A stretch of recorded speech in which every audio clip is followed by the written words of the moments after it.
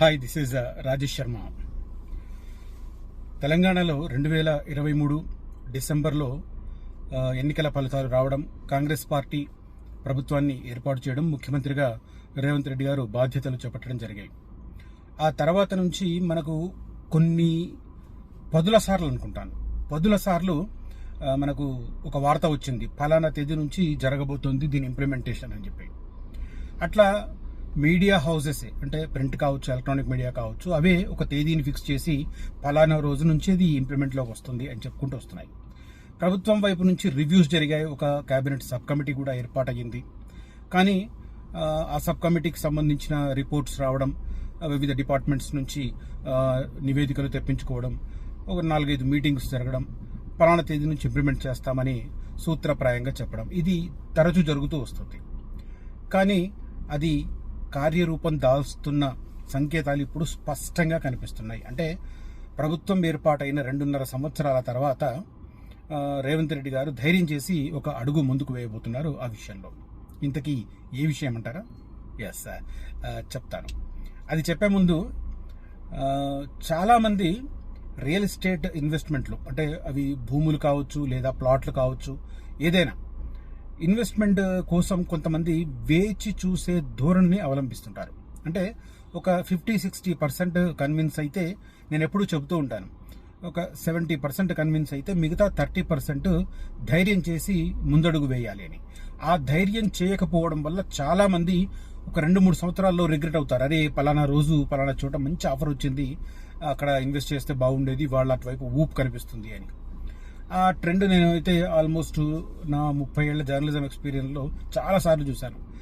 నేను ప్రత్యక్షంగా ఫేస్ చేసింది కూడా 1998లో సైబర్ టవర్స్ స్టార్ట్ అయ్యే ముందు ఆ మాదాపూర్ సరౌండింగ్ ఏరియాలో చాలా చాలా తక్కువ ధరకు భూములు ఉండేవి.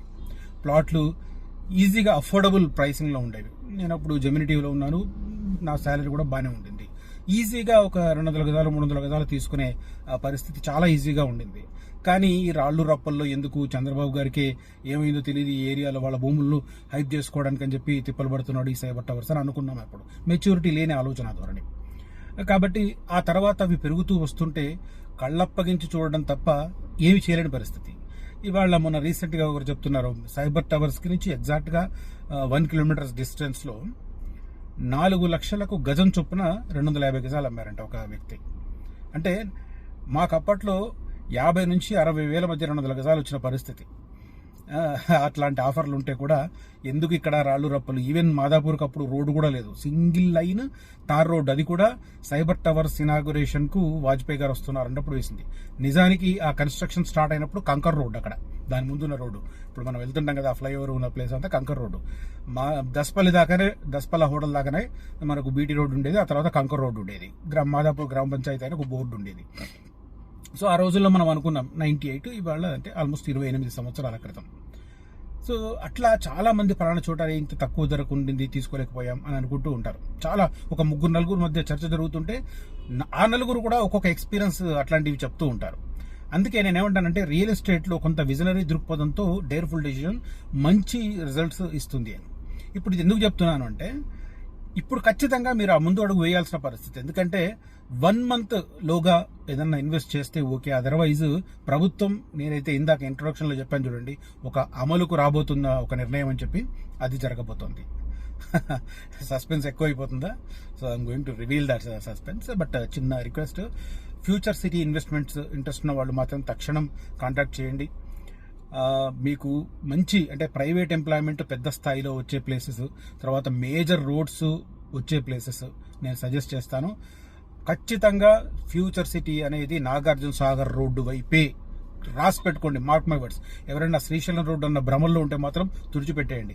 నేను ఇందాక మధ్యాహ్నం కూడా ఒక వ్యక్తితో మాట్లాడాను, FCDAకి సంబంధించిన కీలకమైన వాళ్ళతో ఆయన సంప్రదింపులు జరిపారట, మాట్లాడారట క్లియర్గా.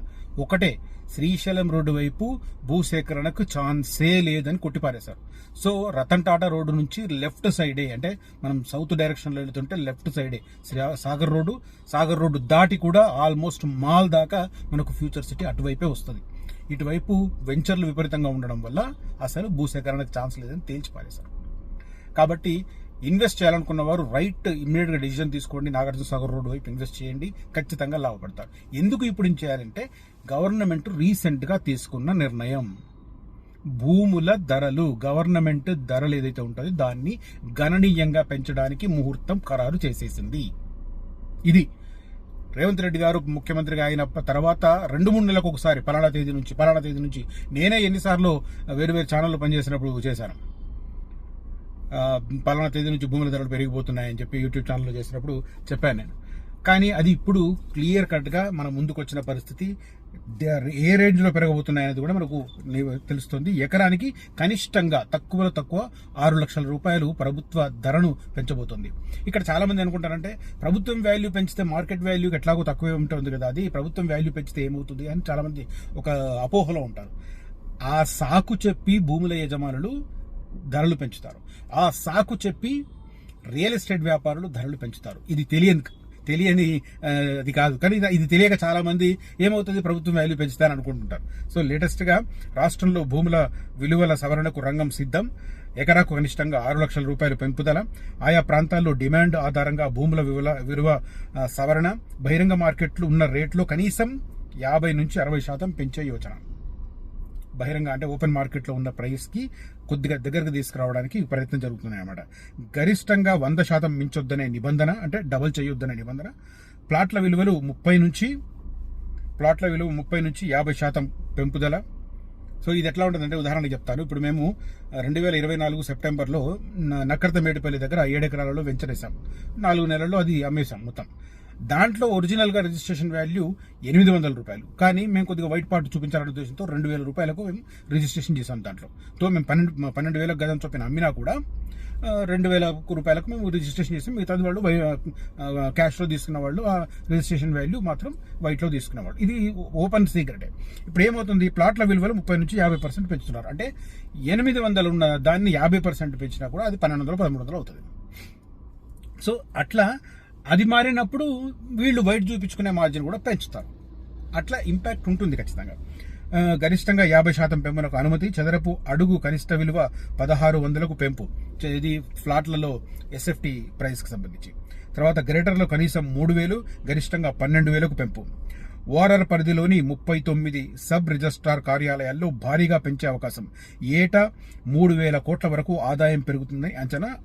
త్వరలోనే తుది నిర్ణయం అనేది ఇది సాక్ష్యం. రాష్ట్రంలో మరోమారు భూముల ఇది ఏంటంటే మనకు కేసీఆర్ తన హయాంలో మొత్తం 3 సార్లు పెంచాడు. కేసీఆర్ ముఖ్యమంత్రి అయ్యే నాటికి చాలా తక్కువగా ఉన్న స్టాంప్ డ్యూటీ ఏకంగా 7.5% చేశాడు. అంటే ఎవరైనా ₹1,00,000 ప్రాపర్టీ కొంటే 7,500 స్టాంప్ డ్యూటీ కట్టాల్సిన పరిస్థితి క్రియేట్ చేశాడు ఆయన. చాలా దారుణం. నాకే ఒకసారి ఓ ప్రాపర్టీ కొన్నప్పుడు కళ్ళెంబడి నీళ్ళు వచ్చాయి, ఇంత పోతుంది ఆ గవర్నమెంట్ కానీ. అంటే ఇది తెలియకుండా మన జేబుల్లోంచి డబ్బులు లాగేసుకుంది ప్రభుత్వం అన్నమాట. ఇప్పుడు సప్పో చెప్పి ఒక 50 లక్షలు, ₹1,00,00,000 పెట్టి ఇల్లు కొనుక్కుందాం అనుకుంటే అప్పరంగా ఇంకొక 7.5 లక్షలు ప్లస్ మిగతా అంతా కలిపి ఒక 9 లక్షల దాకా ఖర్చు. అట్లా చేసి పారేశారు. సో రాష్ట్రంలో మరోమారు భూముల ప్రభుత్వ విలువల సవరణకు రంగం సిద్ధమవుతుంది. వచ్చే నెల మొదటి వారంలో సవరించిన భూముల విలువలను అమల్లోకి తేవాలని ఆదాయ వనరుల సమీకరణపై ఏర్పాటు చేసిన మంత్రివర్గ ఉపసంఘం తాజాగా ఆదేశాల నేపథ్యంలో స్టాంపులు రిజిస్ట్రేషన్ శాఖ అందుకు అనుగుణంగా ఏర్పాటు చేసుకుంటుంది. విశ్వసనీయ సమాచారం ప్రకారం ఎక్కువ రోజులు కూడా లేదు, నేను ఇంకా 1 మంత్ ఉందనుకుంటున్నాను, కానీ మే 1st వీక్ నుంచి ఇంప్లిమెంటేషన్ రెడీ అవుతుంది. అంటే మనకి ఇంకా మిగిలింది 10 రోజులు. సో ఈలోగా భూములు కొనడం, రిజిస్ట్రేషన్ చేసుకోవడం కూడా వీలైతే చాలా మటుకు మంచిది. రాష్ట్రంలో ఆయా ప్రాంతాల్లో విలువల సవరణకు డిమాండ్ ఉన్న ఆధారంగా కొత్త విలువలను నిర్ధారించాలని ఇప్పటికే క్షేత్రస్థాయి యంత్రాంగానికి సూచనలు ఇచ్చారు. ఈ మేరకు ఇప్పటికే రాష్ట్రంలో అన్ని సబ్ రిజిస్టర్ కార్యాలయాల నుంచి ప్రతిపాదనలు వచ్చాయి. వాటిని థర్డ్ పార్టీ రూపొందించిన అంచనాలతో పోలుస్తున్న అధికారులు సవరించిన విలువల నిర్ధారణలో తుది అంకానికి చేరుకున్నట్లు తెలుస్తోంది. ఉదారంగా స్టాంపులు రిజిస్ట్రేషన్ శాఖలో జరుగుతున్న చర్చ ప్రకారం వ్యవసాయ భూములు, వ్యవసాయేతర భూములు ఆస్తుల విలువలను ఉదారంగానే పెంచనున్నట్లు తెలుస్తోంది. మైదాన ప్రాంతాల్లో ప్రస్తుతం వ్యవసాయ భూమి ఎకరం కనిష్ట విలువ 3 లక్షలు ఉండగా దాన్ని 100% పెంచి 6 లక్షలుగా నిర్ధారించనున్నారు.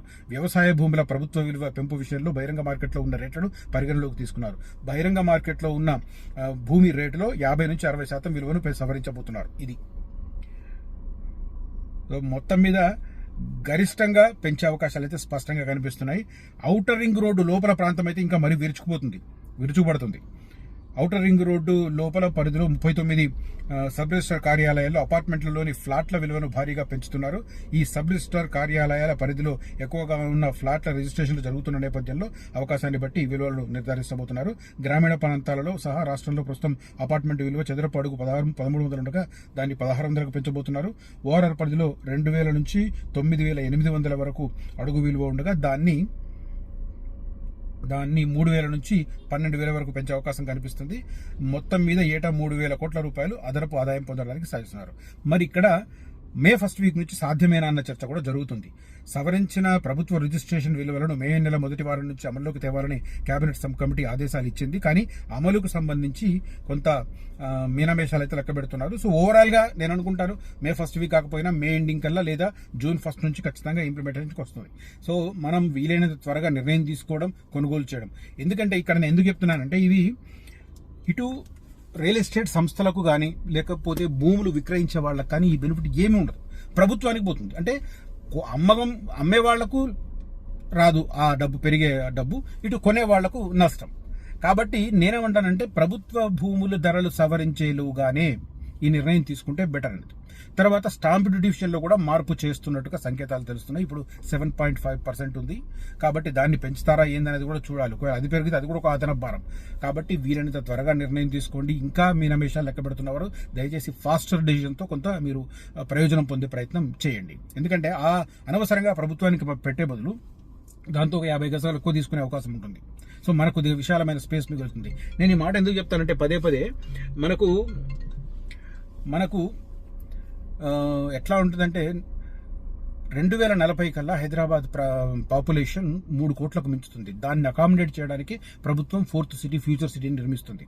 ట్రాన్స్పోర్ట్ ఫెసిలిటీస్ కూడా అటువైపు ఇతోధికంగా కల్పిస్తుంది. రేడియల్ రోడ్లు కావచ్చు, నేషనల్ హైవే కావచ్చు, రైల్వే కారిడార్ కావచ్చు, ఎయిర్పోర్ట్ కావచ్చు, ఇన్ని రకాలుగా అటువైపు ఉంది కాబట్టి, స్కోప్ ఉంది కాబట్టి వీలైనంత త్వరగా ఫ్యూచర్ సిటీ ఇన్వెస్ట్మెంట్లను డీల్ క్లోజ్ చేయమని చెప్పి సూచిస్తున్నాను. ఈ కంటెంట్, ఈ ఇన్ఫర్మేషన్ నచ్చితే ఈ వీడియోను లైక్ చేయండి, హైప్ చేయండి. Thank you for watching this video. Signing off Rajesh Sharma. జై హింద్.